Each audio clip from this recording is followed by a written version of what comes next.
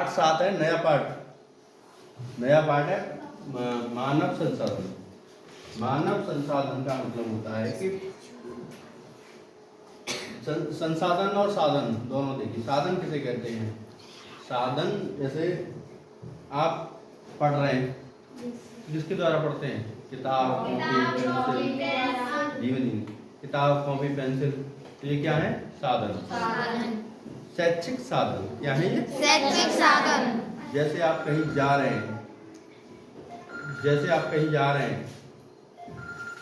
तो बस से जा रहे हैं, साइकिल से जा रहे हैं, बस किससे जा रहे हैं, तो ये कैसे हो गए? यातायात साधन। तो वही दिया है कि और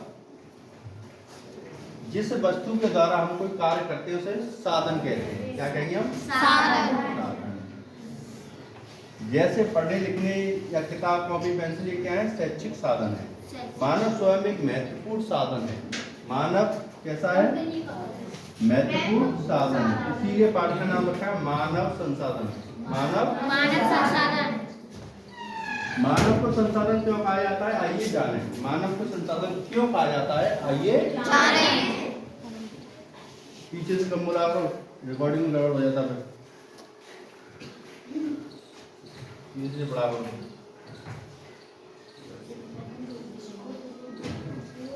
किसी भी देश का विकास वहां पर रहने वाले कर्मठ योग्य कुशल नागरिकों पर निर्भर करता है। मतलब ये है कि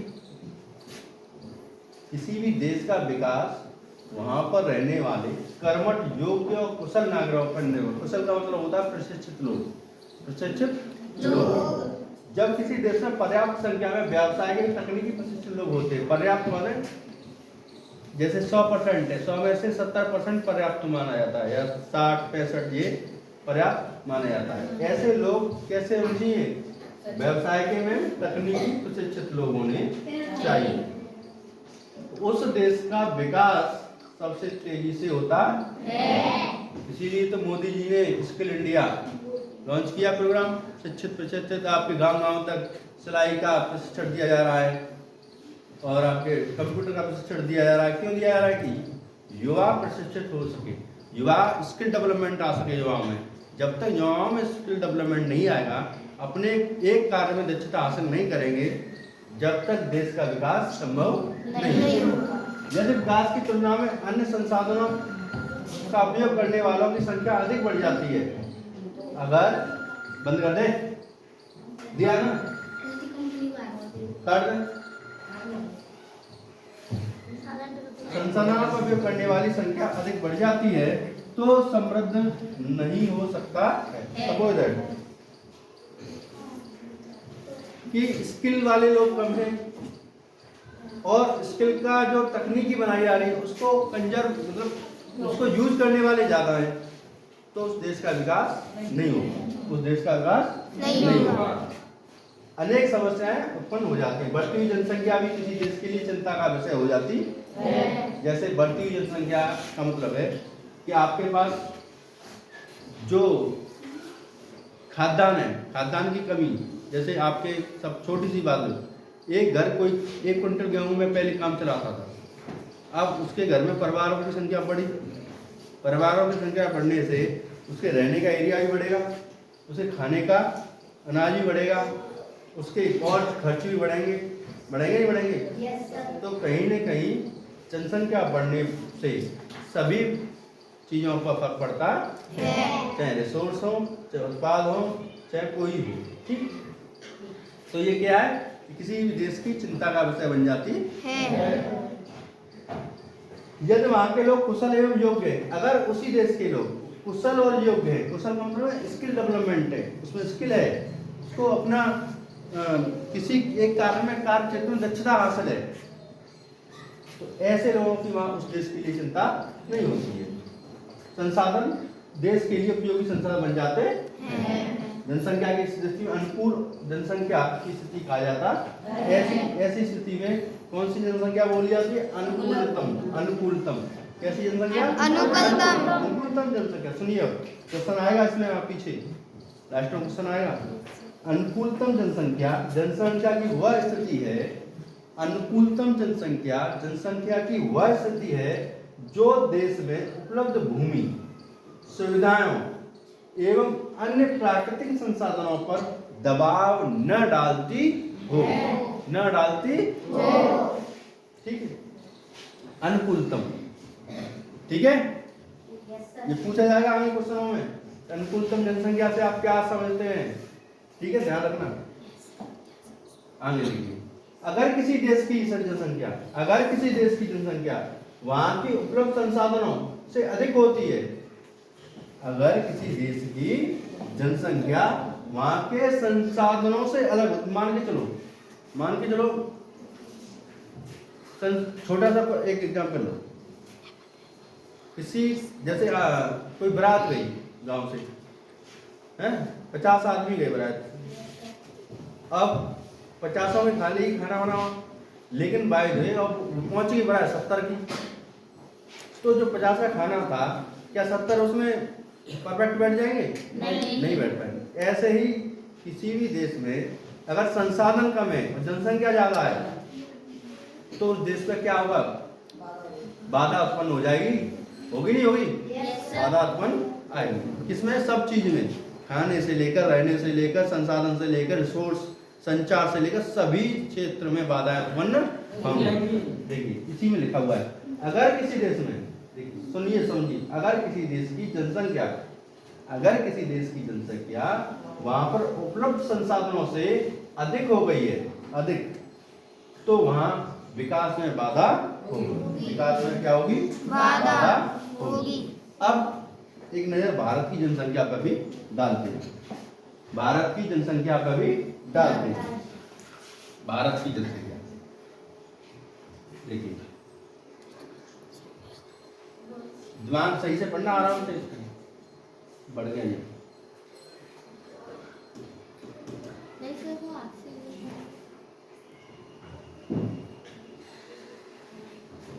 भारत की जनसंख्या देखिए, वर्ष 2011 में, कौन से में?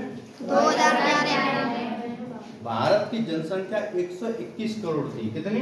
121 करोड़। जब से अभी तक हुई नहीं है जनगणना हुई नहीं है। जनगणना हमेशा 10 साल के अंतराल पर की जाती है।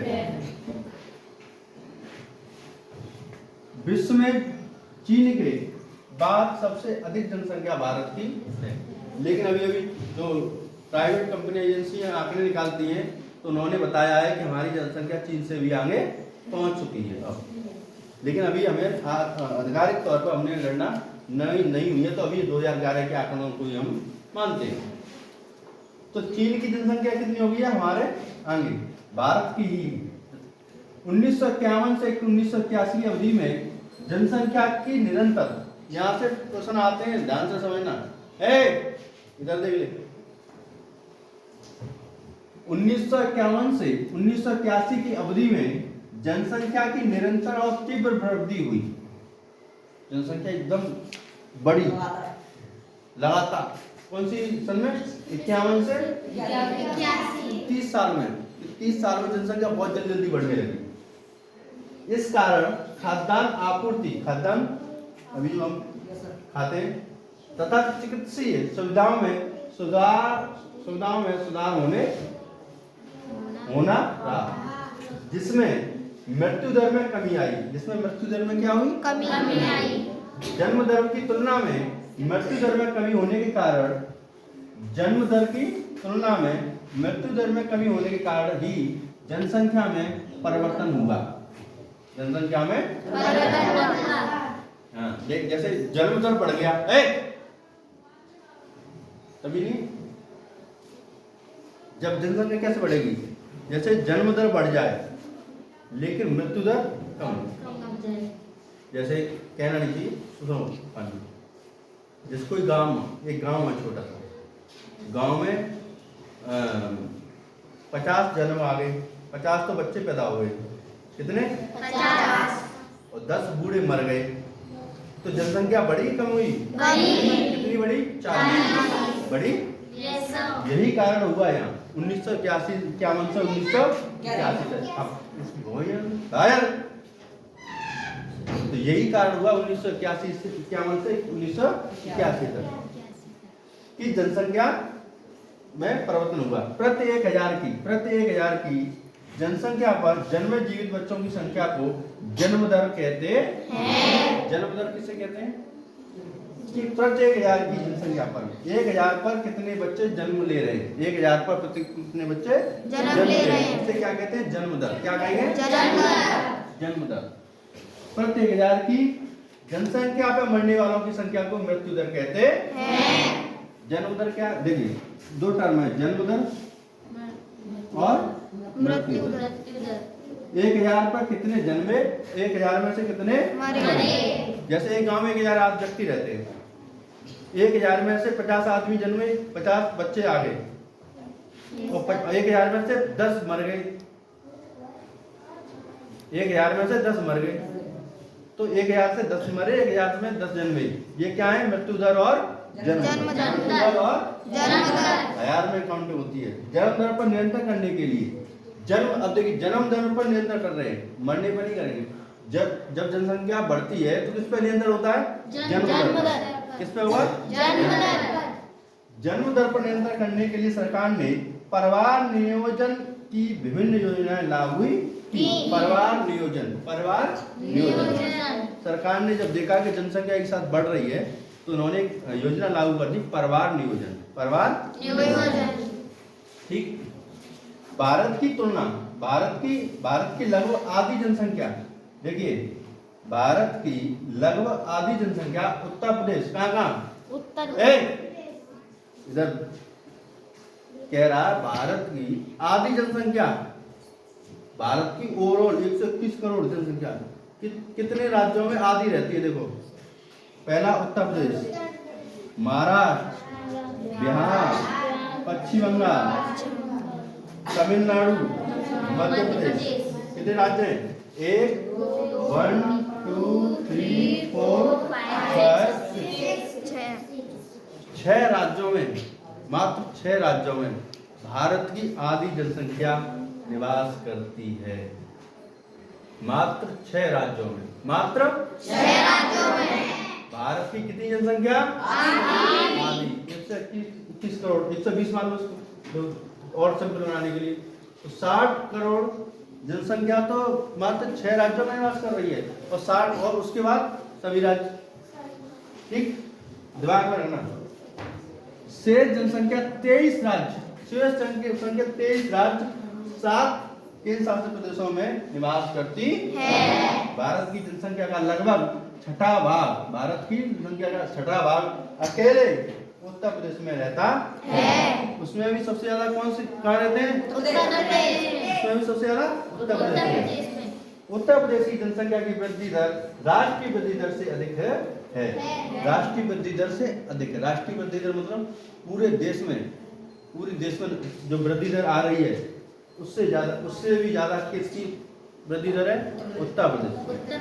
उत्तर प्रदेश।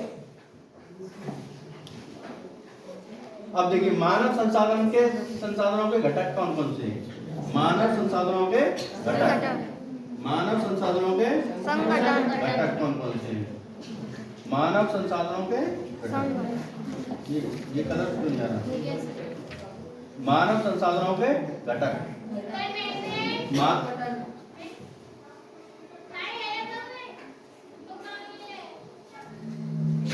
मानव संसाधन के घटकों, मानव संसाधनों के घटनों से तात्पर्य है कि उस देश की जनसंख्या मूलभूत विशेषताएं जैसे आयु, किसी की आयु, लिंग, साक्षरता लिटरेसी, जीवन यापन आदि मानव संसाधनों के ये क्या है? घटक। क्या है? घटक। मानव संसाधन के कौन कौन से घटक हैं? आयु, लिंग, साक्षरता, जीवन। ठीक, अब इनको पढ़ते हैं। लिंगानुपात क्या होता है? लिंगानुपात बार बार तुम पढ़ते हो, बार बार भूल जाते हो, लेकिन आप सही से पढ़ना, दिमाग सीधे लगा के। इसका तात्पर्य है कि जनसंख्या में स्त्री पुरुष अनुपात से है। स्त्री पुरुष का अनुपात से, इसका तात्पर्य किससे है? स्त्री पुरुष के अनुपात से। इसे प्रति 1000 पुरुषों के पीछे स्त्रियों की संख्या से व्यक्त किया जाता है। मान लीजिए किसी देश का लिंगानुपात कितना है? 1000 है। तो उसका अर्थ हुआ कि उस देश में स्त्री और पुरुषों की तुलना संख्या बराबर है। देखिए, लिंगानुपात का मतलब होता है कि स्त्री पुरुष की तुलना करना। अगर किसी राज्य में लिंगानुपात कितना है? 1000 है। कितना है? 1000 है। कितना है? 1000। तो इसका मतलब है पुरुष भी 1000 है और स्त्री भी 1000 है। इसका मतलब क्या है? जेंडर रेशियो क्या है? बराबर है। क्या है? बराबर है। कैसा है?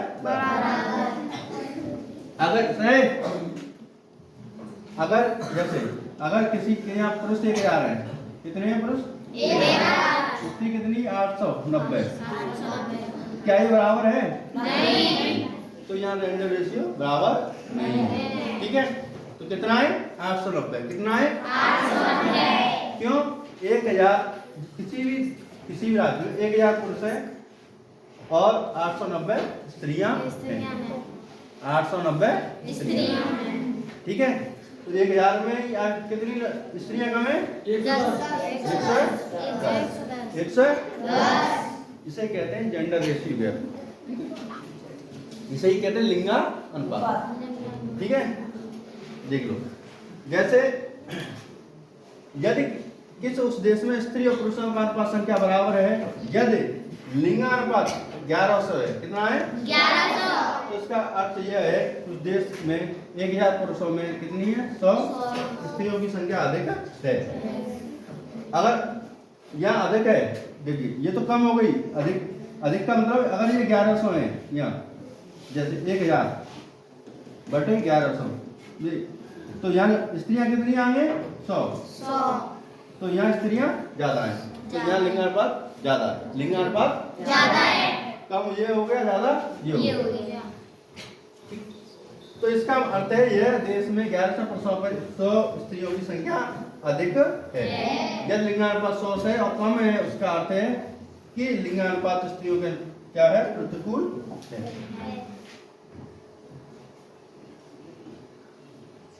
अर्थात स्त्रियों की अपेक्षा पुरुषों की संख्या अधिक है। मैंने वो समझाया वही है। अब देखो हमने भारत क्या है? भारत जनसंख्या 2011 के अनुसार, भारत की जनसंख्या 2011 के अनुसार गया भाई गया, ये काम चल जाएगा उससे। भारत की जनसंख्या 2011 के अनुसार भारत का लिंगानुपात 943 था। भारत का लिंगानुपात कितना होगा? 943। इसका मतलब है 1000 पुरुष पर कितनी महिलाएं? 943। कम है ज्यादा है? भारत का लिंगानुपात कितना है? कम है। कितना कम है? 57। ये तो भारत का है। अब इसी तरह हम हर राज्य का निकालते हैं, ऐसे ही हर राज्य का निकालते हैं। क्या समझ नहीं आया? जिसकी समझ में आया द्वारा पूछ लो मुझको कि कम ज्यादा क्या होता है लिंगानुपात। नहीं आ रहा समझ में? आ रहा है या नहीं आ रहा समझ में? बताओ, एक साथ बताओ। देखिए, कौन सी क्लास का है? जब से कहा था तू? तो घर रोटी खाई बट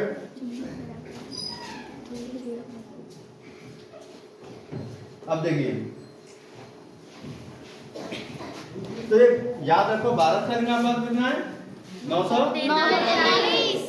और कौन सी जनगणना? 2011 के अनुसार। कितनी? 2011 के अनुसार। बोला मत करो, सुना करो बस। पीछे से बोलते हो वीडियो डिस्टर्ब हो जाती है। एक चित्र दिया 7.4 को देखते ना, बाद में किस राज्य का लिंगानुपात राष्ट्रीय लिंगानुपात से अधिक है। अब ये बताना है किस देश का, किस राज्य का लिंगानुपात राष्ट्रीय लिंगानुपात से अधिक है, ये देखना है। और किस राज्य का कम है। भारत में सर्वाधिक लिंगानुपात वाले राज्य क्रमशः है। देखिए भारत में सर्वाधिक मतलब सर्वाधिक लिंगानुपात वाले राज्य क्रमशः हैं जिसमें लिंगानुपात ज्यादा है। जैसे मतलब लिंगानुपात ज्यादा का मतलब क्या है? लड़के कम लड़कियां ज्यादा, लड़के कम लड़कियां ज्यादा, ऐसे समझ लो धीमे धीमे। लिंगानुपात ज्यादा का मतलब लड़के कम लड़कियां ज्यादा, है ना? हाँ जैसे अब वही देखो तुम, केरल सबसे पहला केरल सर्वाधिक लिंगानुपात में आता है। तमिलनाडु आंध्र प्रदेश है। केरल तमिलनाडु और 3 राज्य, पहला दूसरा और तीसरा। जबकि न्यूनतम लिंगानुपात, जबकि न्यूनतम का मतलब होता है लड़का लड़के 1000 रहेंगे, ज्यादा वाला नहीं। लड़का 1000, लड़कियां 1000 से कम, उन्हें कहते न्यूनतम।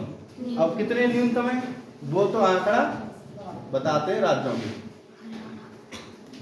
देखिए न्यूनतम कौन सा है? हरियाणा, जहाँ से बेटी बचाओ बेटी पढ़ाओ योजना की शुरुआत हुई थी, यहीं से हुई थी। इसीलिए हुई थी यहाँ क्योंकि यहाँ जेंडर रेशियो बहुत कम था, ठीक। इसीलिए यहाँ से इसी योजना की शुरुआत हुई हरियाणा से, बेटी बचाओ बेटी पढ़ाओ। फिर आता जम्मू कश्मीर सिक्किम, ये राज्य, ठीक, याद करना, ये याद करना। ये आएंगे हमारे मैच करने के लिए पेपर, नीचे क्वेश्चन एक्सरसाइज आएगी ना, उसमें आएंगे।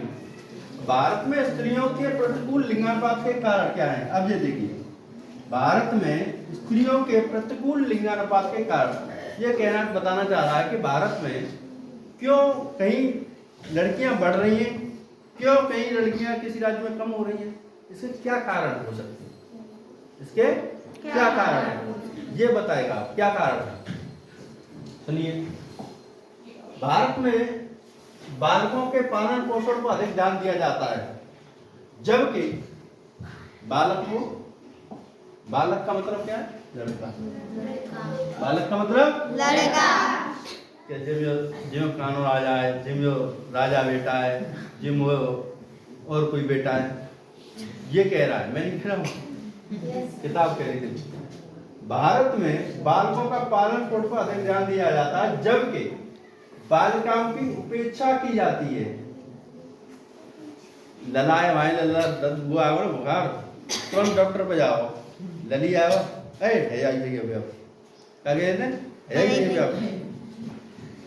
ऐसी रूढ़ी बातें हैं। क्या है ये? इनको ये नहीं पता है कि आज के जमाने लड़कों से ज्यादा लड़कियां बेहतर कर रही हैं। लड़कियां हैं सबसे ज्यादा बेहतर कर रही हैं। क्या नहीं कर रही लड़कियां? तब फोर्स में लड़कियां, हवाई जहाज लड़कियां उड़ा रही हैं, इसरो पे लड़कियां, चांद पे लड़कियां, कहाँ नहीं लड़कियां हैं।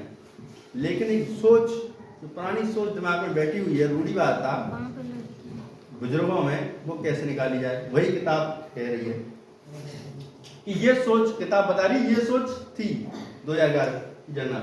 कभी कभी गर्भ में ही बालिकाओं की हत्या कर दी जाती। कैसे कर दिया सुनिए।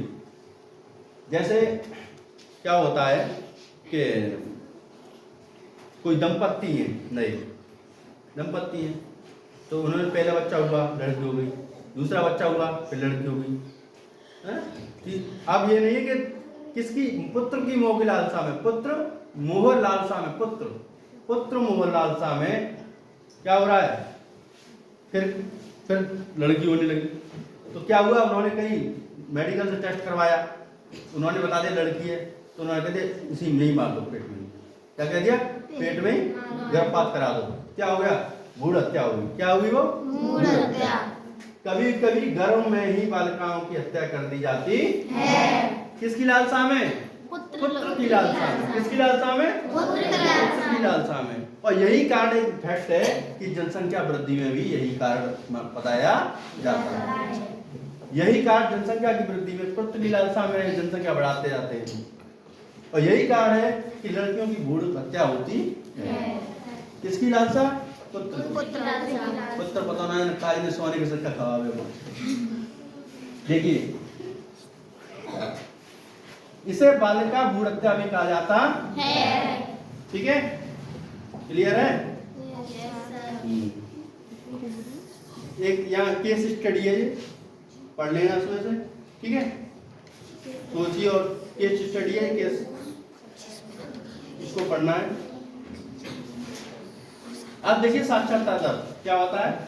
साक्षरता दर, साक्षरता दर किसे कहते हैं? साक्षर, लिटरेसी, जो आप पढ़ रहे हैं क्या है, साक्षरित हो रहे हैं, क्या हो रहे हैं, साक्षर हो रहे हैं।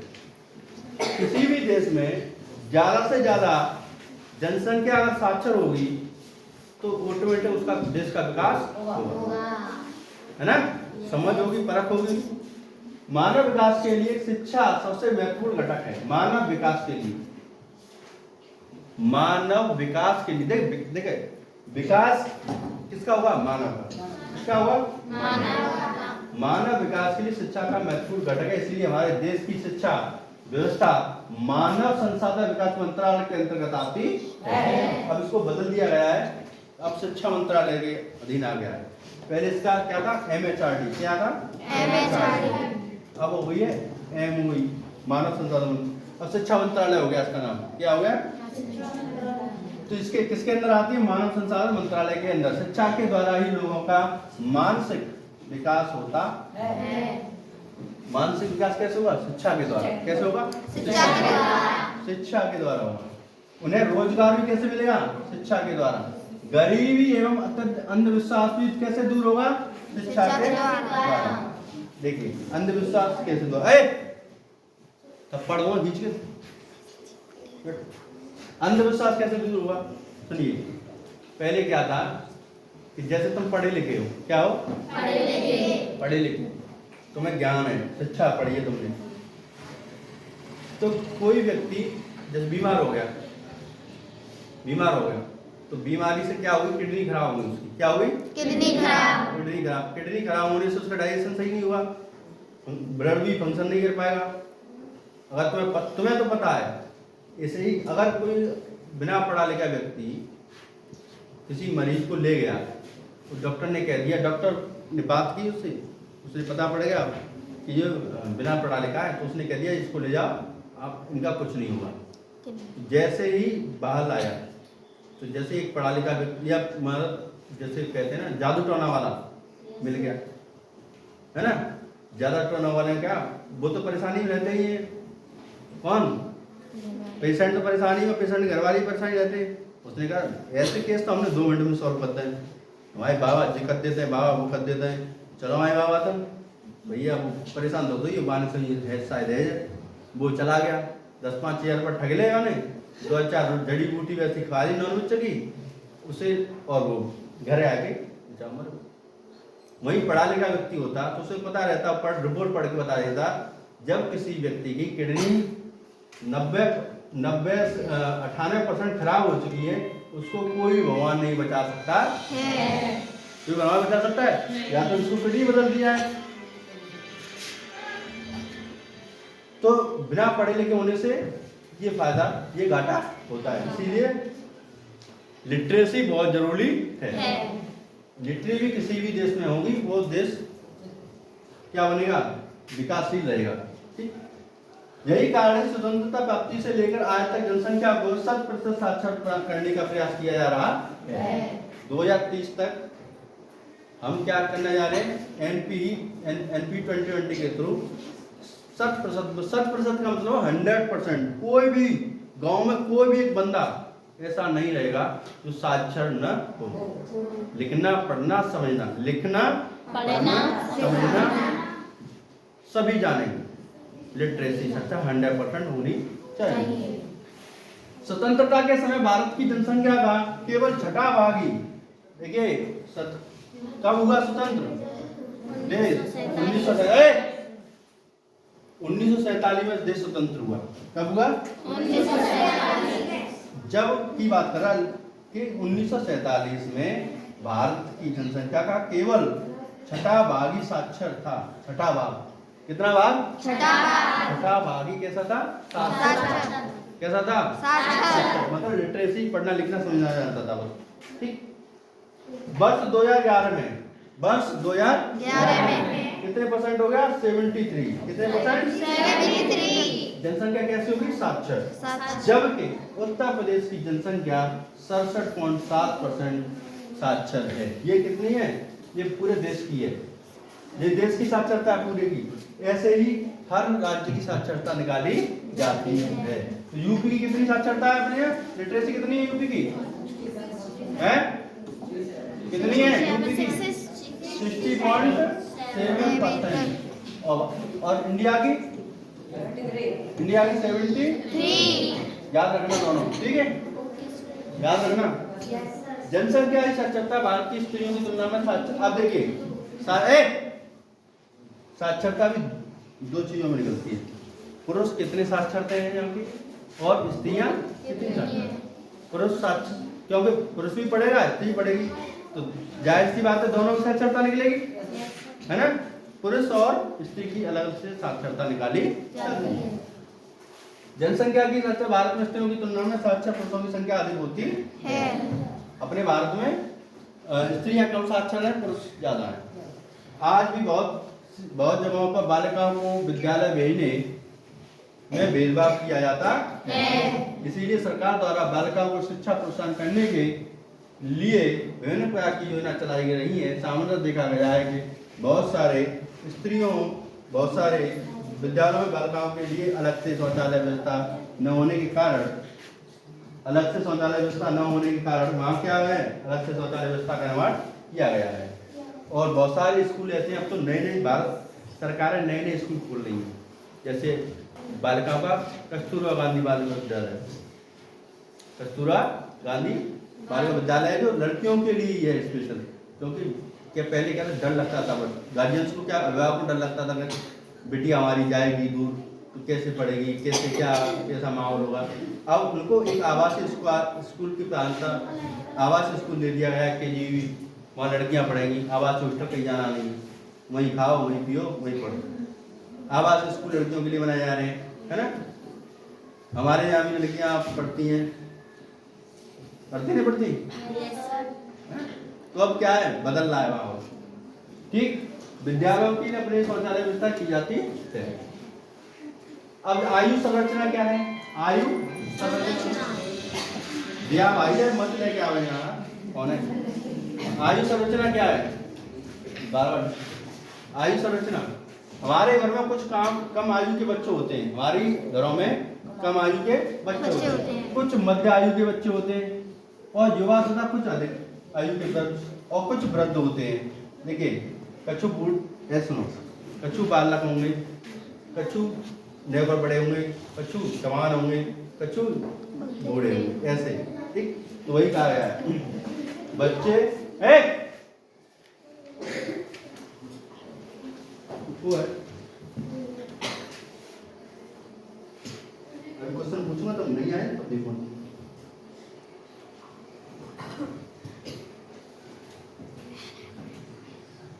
कुछ वृद्ध इसी प्रकार देश में रहने वाले लोगों की आयु में विभिन्नता होती है। किसी भी देश में विभिन्न पहलुओं के विकास के लिए योजनाएं बनाने में जनसंख्या आयु के अनुसार वितरण बहुत सहायक होता है। सरकार को जनसंख्या के युवा वर्ग के लिए स्वास्थ्य एवं शिक्षा की सुविधा प्रदान करने के लिए विभिन्न प्रकार की योजना चलानी पड़ती है। युवा वर्ग के लिए स्वास्थ्य भी हो, शिक्षा भी होगी, बहुत सारी योजनाएं, और रोजगार देने के लिए भी उसको सरकार को योजना चलानी पड़ती है। जैसे भारत सरकार द्वारा 14 वर्ष तक के बच्चों को निःशुल्क शिक्षा व्यवस्था प्रदान करना अनिवार्य है ना? अभी आप क्या कोई पैसा देते हो हैं? नहीं। तो शिक्षा व्यवस्था ही तो चल रही है। क्या चल रहा है? क्या चल रहा है? शिक्षा व्यवस्था ही तो चल रही है।